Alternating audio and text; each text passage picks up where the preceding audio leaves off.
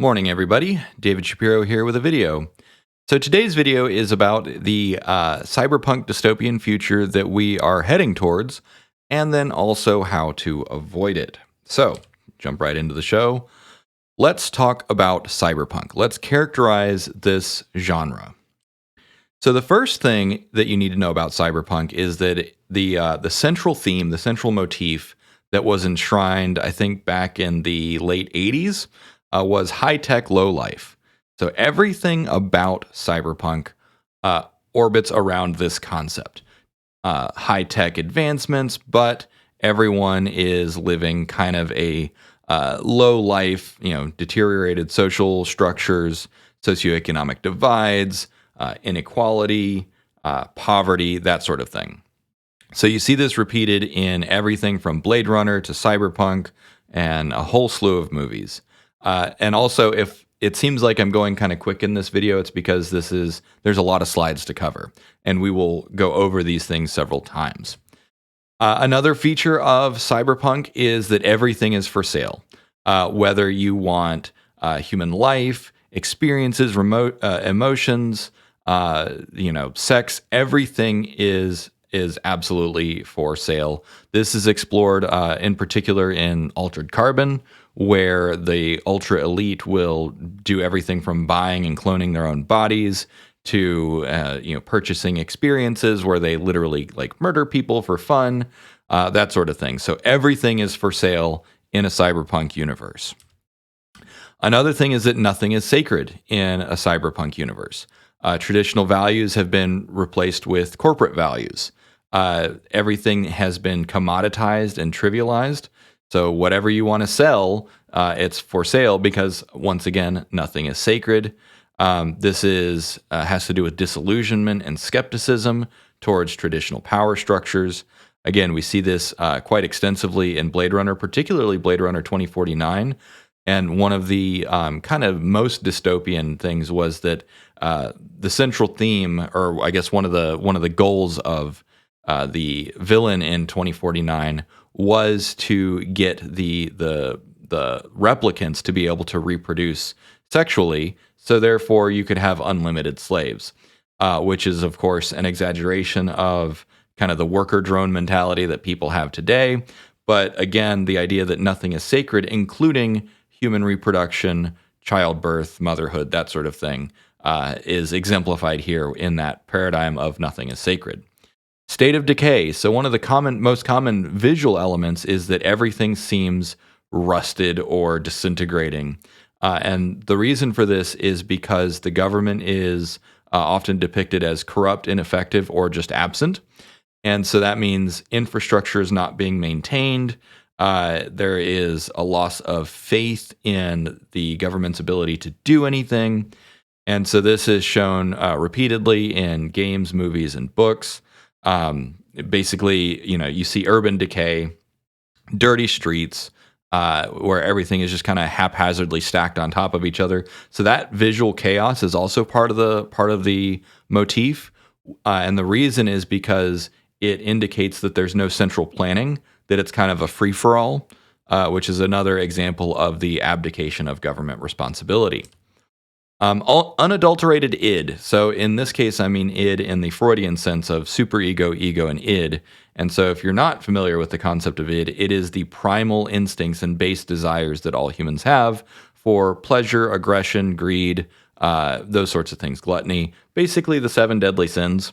And so, but rather than contain those with social mores, a sense of decorum, they're celebrated and exploited. And so this, for instance, is one reason that we see heckling as a thing that's happening more and more in American politics, is because it's basically enabling and celebrating trolling rather than any sense of decency or decorum.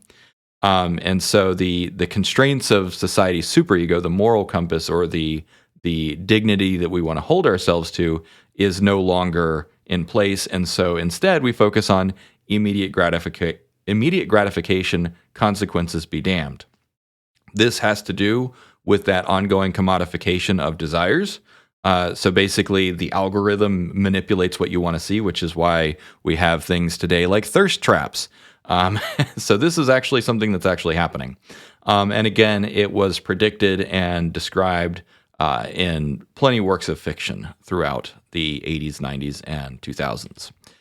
Utter abandonment. And so this is something that is implied, but people rarely talk about. But basically, social structures break down.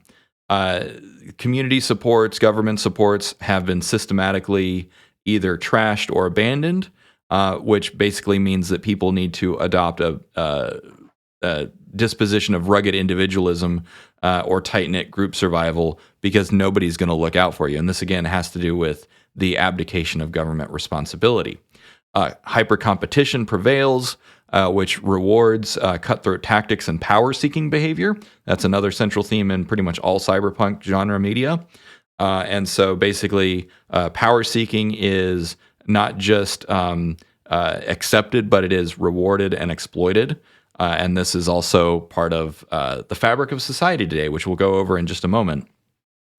And so then the lack of social safety nets means that basically, you combine lawlessness from the absenteeism of the government with this rewarding of cutthroat mentalities, and that's why you have this really kind of hard-boiled sink-or-swim motif in all cyberpunk media.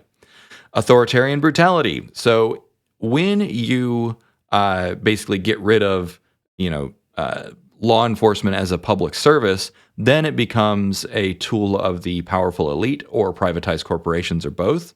And so then it becomes a blunt instrument of oppression and control rather than a social service.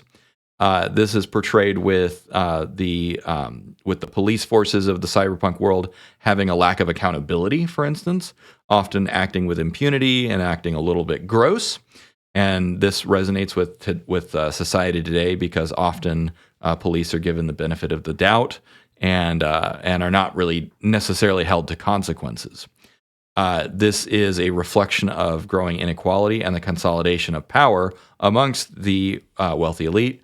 We see this in Cyberpunk 2077 with Militech, which is a fully privatized police force and military force.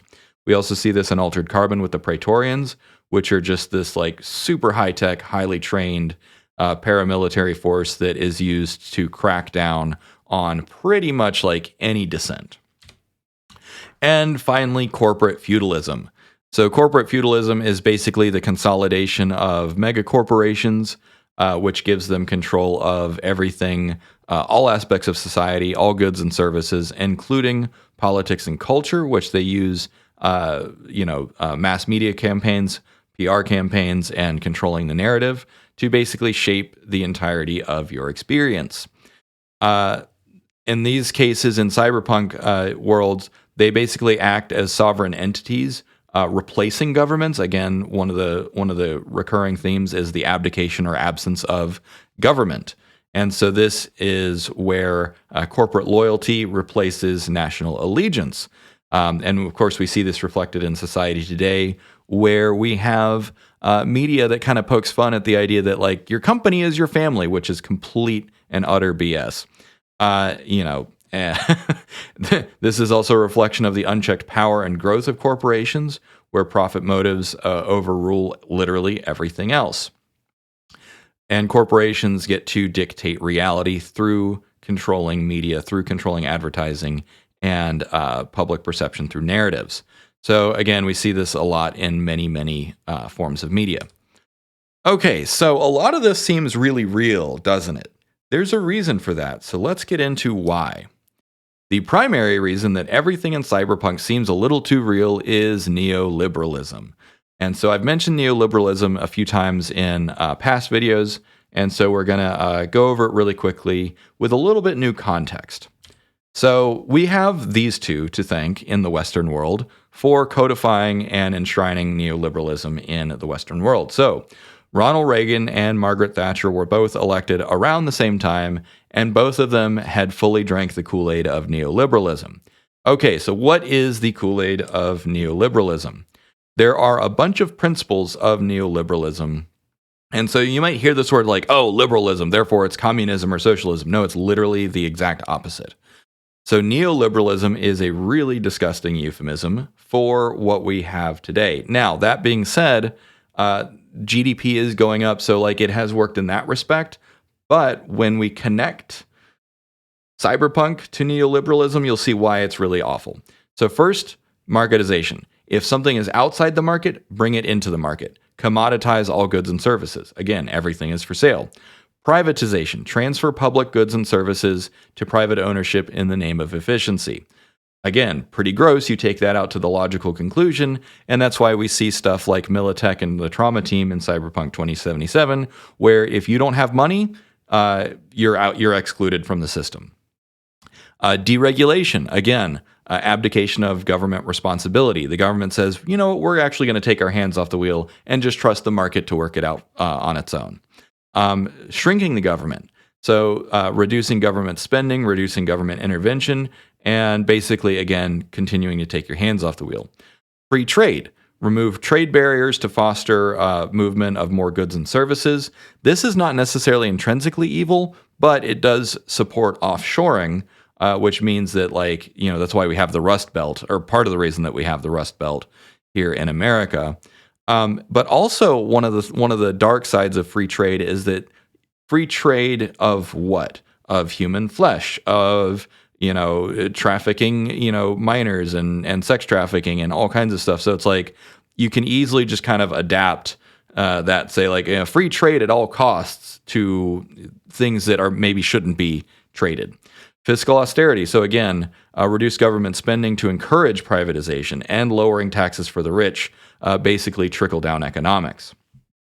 Flexible labor markets. So flexible labor markets is a very euphemistic way for undermining labor protections, and it is in the name of enhancing flexibility for employers. Basically, employment at will means that you can be fired at any time for any reason, and then also you undermine labor unions in order to fully remove bargaining power for workers. So this is why over the last 40 years, corporations have been able to basically take this mentality, particularly in America, where they can treat you however they wish. They only treat you as good as they are required to by law in order to be competitive in the labor market. Economic efficiency. So basically use efficient market theory to aim for economic efficiency above all else. Entrepreneurship. You know, that's pretty standard. But the idea, one thing is that strong property rights is one of the reasons, one of the things embedded in neoliberalism, which is why it's because the theory was you have very strong property rights, you encourage entrepreneurship that includes intellectual property, which means that people are incentivized to build companies. And so basically the idea was, let's do neoliberalism, and so then some people can become billionaires or trillionaires, and they will be incentivized because the underpinning theory of human nature is that people are just intrinsically greedy and that there will never be enough, that the more you can get, the more you want. And so this was codified and enshrined in neoliberalism, which is why we have such strong property laws, and a lot of people have drank the Kool-Aid of strong property laws. Most notably, the people who tend to be most excluded from this, which is the anarcho-capitalists and diehard libertarians. It's very interesting. The people who have the least property are often the most fixated on property law. Anyways, globalization, international commerce, and offshoring trade, again, goes back to free trade. And then finally, inflation control. So rather than using monetary policy for social means, such as maintaining social standard of living and employment, it is use monetary policy to control inflation. The idea was that using monetary policy to control inflation would create a more stable environment in which people could flourish, but by deprioritizing social goals, it kind of, you stop measuring it. And so basically, neoliberalism in a nutshell is maximize economic growth through free market principles, and to heck with everything else. Okay, so let's provide some historical context as to how and why neoliberalism happened. What was the philosophical and cultural zeitgeist that led to this? So first, nihilism. Our good friend nihilism basically said nothing has any meaning, and another way of saying that is that nothing is sacred. So, nothing is sacred, but the will to power is all that matters. Power-seeking behavior and power-seeking mentalities, acquiring more power for its own sake and no other purpose. That's what nihilism, maybe it's not what people said, because I can already hear some people in the audience saying, well, actually. And so here's the thing is, there's what something says in theory and how it is actually interpreted and used. And so this is very common where things are kind of simplified once they get out into the world. And so, yes, I know that some crusty old philosopher said that this is what it means. But in reality, the way that nihilism has been applied is that nothing is sacred and power-seeking behavior is good. Postmodernism came in the mid-20th century, so about 50 to 60 years later, also said nothing is sacred, and that includes virtues, values, or truth. And so this postmodernism says, let's reject all narratives just because we can't come to consensus on a few things. So we're just going to categorically reject everything and throw the baby out with the bathwater. Well, that created a power vacuum of intellectual, moral, philosophical values and virtues and truth. And guess who filled that vacuum? Corporations. And so corporations said, well, okay, so if the intelligentsia is going to bicker and kind of implode because of postmodernism, we are more than happy to fill the void with narratives, advertising, and PR campaigns. And so the intellectuals of the mid-20th centuries really shot all of ourselves in the foot. And this set the stage for neoliberalism. Neoliberalism basically was an economic extension of nihilism and postmodernism, which said, well, nothing is sacred. We don't actually care about human values and human dignity because, well, nobody can agree on it. And so then that really set the stage of saying, okay, well, maybe we just maximize for market efficiency above all else because you guys already told us that morals and values and philosophy don't really matter anymore. And again, I know that that's not what postmodernism actually said, but that is the fallout. That is looking at postmodernism from an economic lens and from a business lens. It's like, well, we're allowed to define virtues and values now, so we're going to redefine your relationship to work. We're going to redefine your relationship to consumerism. And that is the zeitgeist flowing directly from nihilism to postmodernism to neoliberalism. And that is why we have cyberpunk. And that is why we have had flat wages for the last 40 plus years. Neoliberalism has failed the people. Now, GDP has continued going up. Great. But neoliberalism has failed the people. And this is why we have cyberpunk as a genre. So let me just drive this home. Cyberpunk equals neoliberalism. Everything that you see in the cyberpunk universe is a commentary and exaggeration of directly taken from neoliberal policies. It is not an accident that cyberpunk as a genre was created in the early 80s, immediately after the global rise of neoliberalism. Cyberpunk is that cautionary representation of the inevitable conclusion of neoliberal policies. Unbridled corporatism, for instance. Everything is for sale. Marketize and commoditize everything. Privatize, shrink government, abdication of government. You're on your own. So now, obviously, cyberpunk is fiction. It is a slight exaggeration, but that being said, it's less and less an exaggeration of what we're actually seeing out there in the world.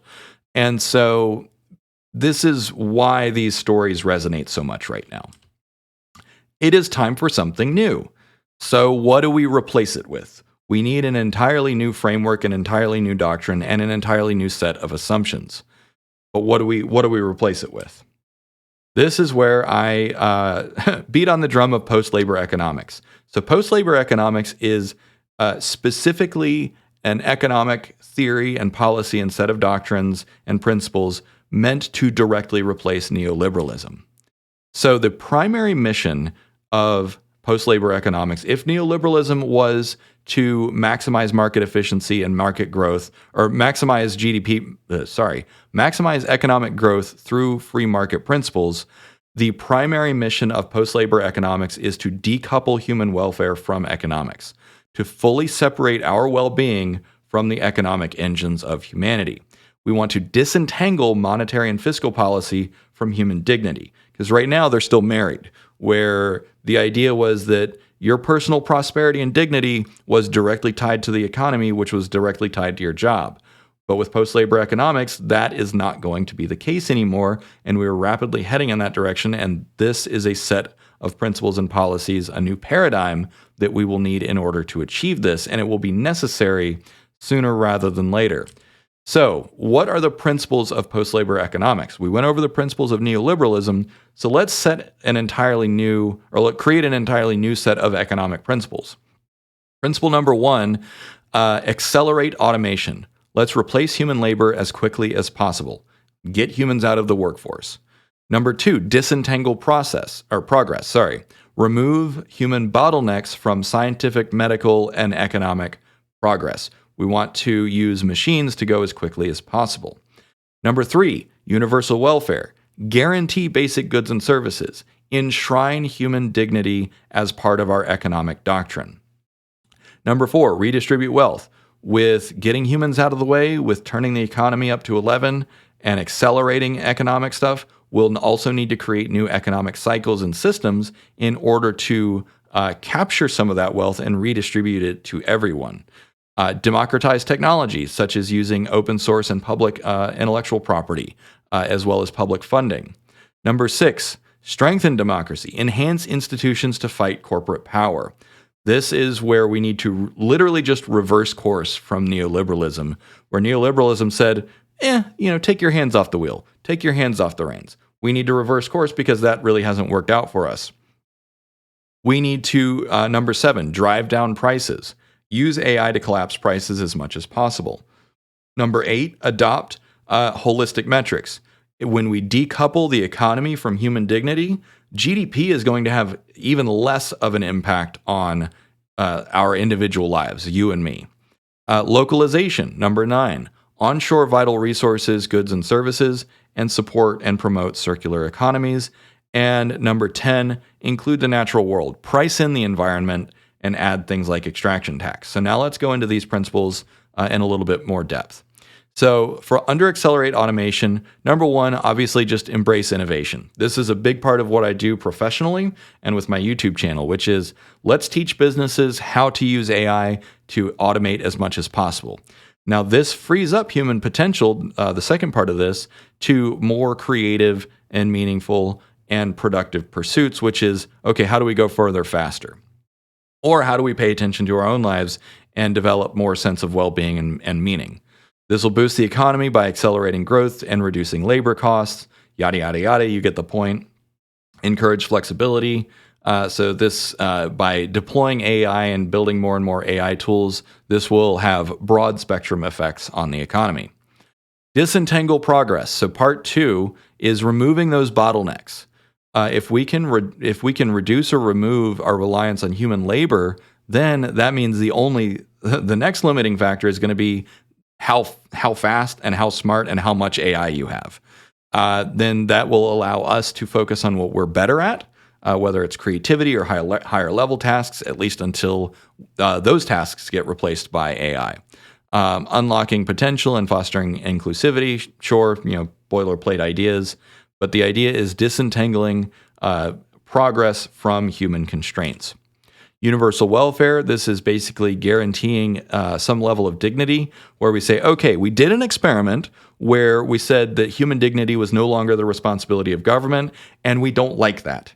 It actually really made us angry, and it was very dystopian. And so now we're going to say that ensuring dignity is actually, once again, absolutely the responsibility of the government. And so this is by promoting equality, building security and safety nets, and fostering social cohesion through those shared benefits of, hey, here's the New Deal where, your job goes away, but you will be taken care of.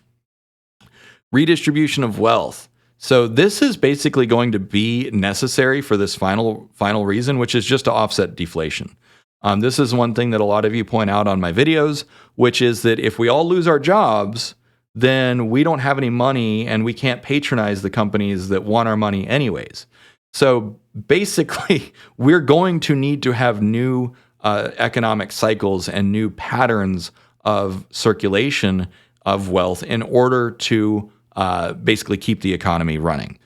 So redistribution of wealth, not on some lofty principle, but just out of sheer dumb necessity, some form of redistribution of wealth will be absolutely necessary sooner rather than later. Democratizing technology. So, push open source. This is a big reason that I have enshrined as much of my work as I can in the public domain, whether through the MIT license or the Creative Commons Zero license. And so the reason that I do this is because the more space I take up and guarantee that something is in the public domain, the less that other people can use friction to slow it down. And so this is one thing that I still agree with neoliberalism, and I didn't write this down, but that is to reduce friction. So democratizing technology is about reducing friction so that anyone can use it, corporations, private citizens, governments around the world, because that is one way to make sure that we all have equal access to the benefits of it. If everyone has access to it, then it's not special anymore. And that's okay, though, because everyone has access to air, but you need it. So just because everyone has access to it and it's not special anymore doesn't mean that you don't need it. So democratize technology. I don't know which number one, I think it's number 6, strengthen democracy. So strengthening democracy means strengthening institutions, the resilience of government, transparency for accountability. This is really critical, and this is something that many Western countries do okay at. They could do better. Increasing citizen involvement, such as by enshrining like national holidays for voting. That's one way. Protecting rights, whether it's civil rights, social rights, collective rights, that sort of thing. Expanding the government, deliberately expanding the government to have a more active role in the economy and everything else. Because again, one of the principles of neoliberalism is to deliberately have government pull back. Well, now the government has receded too much, and it's time to come back into full focus a little bit more. And that is, kind of reversing course from neoliberalism. I'm not saying that we need to have gigantic government and huge government overreach, but what I'm saying is that the government has receded too much, and now we need the government to come back. Another thing is using AI, using these new technologies to maximize the efficiency of government so that the government can do more with less and that it can do it better, faster, safer, cheaper. Drive down prices. So this is one of the number one things that's going to support a post-scarcity environment or a hyperabundance economy, which is use artificial intelligence and all the new technologies to reduce costs across the board.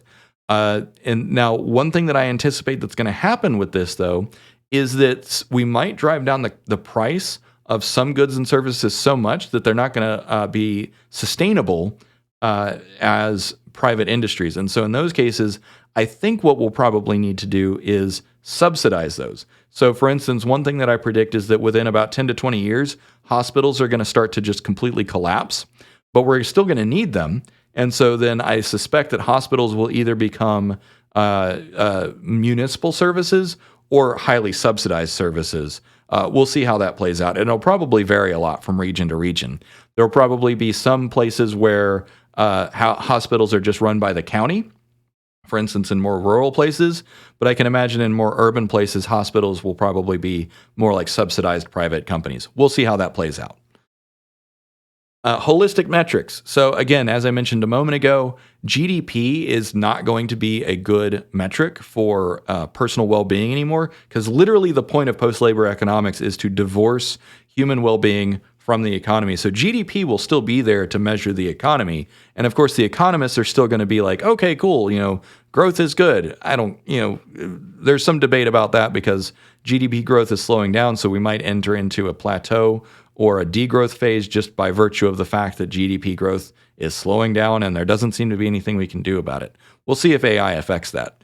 But what we do need to do is focus on metrics of well-being, such as mental, physical, social health for the people, because the government exists of the people, for the people, by the people, and it is not serving the people right now.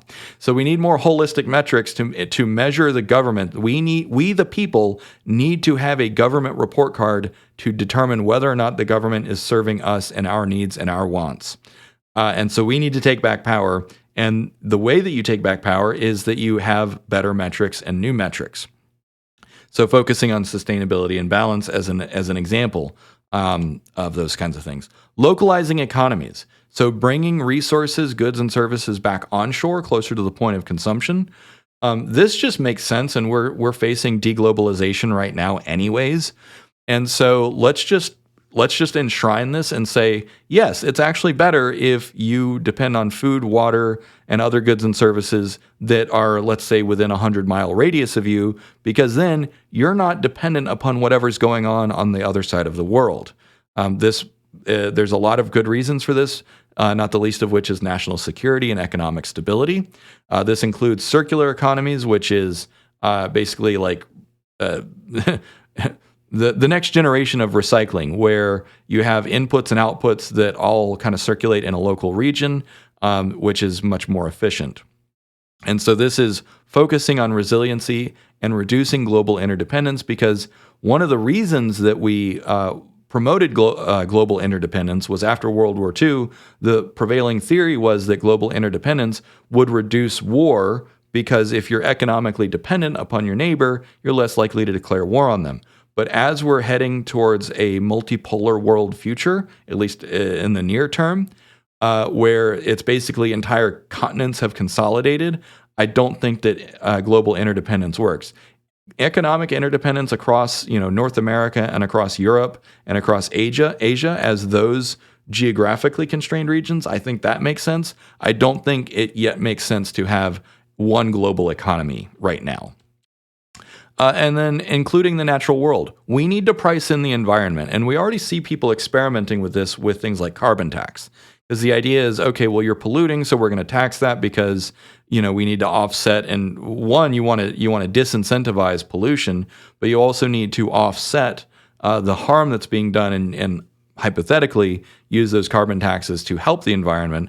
But I think that what we need to do is, rather than say, oh well, we need to remove the environment from the market, we just need to price it in. We need to have more experiments, such as carbon taxes, maybe more extraction taxes. Value-added taxes are something that's really popular in other parts of the world. But the idea is that we essentially need a sustainability tax. We need to make sure that everything that we do is priced for sustainability, and that means moving away from an extraction-based model. And finally, we need a new social contract. So we need to redefine the role of business and government, which is kind of what I'm talking about here, which is, okay, corporations are way too big, way too powerful. We need to dial that back. On the other hand, the government has been dialed back too much, so now we need to dial it back up.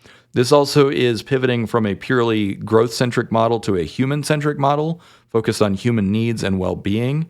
And then it's also about alignment, because we all want some of the same things. We all want to have a more prosperous economic future. We just all want to make sure that we're all participating. And so one of the central kind of motifs of neoliberalism was, okay, well, just make the pie bigger, right? Everyone wants a piece of pie, so you make the pie bigger. Well, that mentality doesn't necessarily work, especially if you've got one person controlling the pie cutter. So you need a more fair way of distributing a larger pie. And this includes by aligning values and shared goals, but above all else, long-term thinking. Short-term thinking is highly incentivized right now across at every level of society. I have a friend who's a civil engineer, and she was telling us about how a lot of civil projects, they're literally thinking in 2-year cycles, because they're like, okay, well, I'm going to spend money here so that I can get reelected. And so this is why a lot of American cities are very haphazard, is because zoning laws and property sales and all that kind of thing are done with very, very short-term thinking. And short-term thinking is really dumb, because we're capable of much longer-term thinking. But the reason that long-term thinking and decisions that are good for the long term aren't made is because we have short-term incentives. Okay, so really important question. When do we adopt post-labor economics? So there's 4 primary signals that I've identified that we can use to determine when it is time to move to post-labor economics. It's not yet, but it will be soon. So number 1, rising employment. If you see employment creeping up and not going back down, it's time to start talking about post-labor economics. Declining labor participation rate. So we kind of already see this. I think America peaked at about 66% a few years ago, and now it's hovering around 63%. So I suspect that total labor participation rate is going to continue to decline. And so as that drifts down, that's going to be a second signal to pay attention to for post-labor economics. Number 3 is falling prices. So as we deploy more AI, as some of these other principles that I've talked about, which is encourage competition, use AI to collapse prices of goods and services, we should see falling prices ideally start to happen. And so as prices go down, then it becomes more economically feasible to create more entitlements, such as guaranteeing access to basic goods and services. And finally, increasing deflationary pressures, such as job loss, people having less money, and the economy becoming more lopsided, where people have less purchasing power. That's going to lead to deflation. And like I said a few slides ago, there's going to be a lot of things that need to be done, such as redistribution of wealth, just by sheer virtue of the economy is going to stall out if we don't do that. And so these are the kind of the 4 primary economic trends that I've identified to pay attention to for when it is time to implement post-labor economics. Thank you for watching. I hope you got a lot out of this. Stay tuned for more. And yeah, cheers.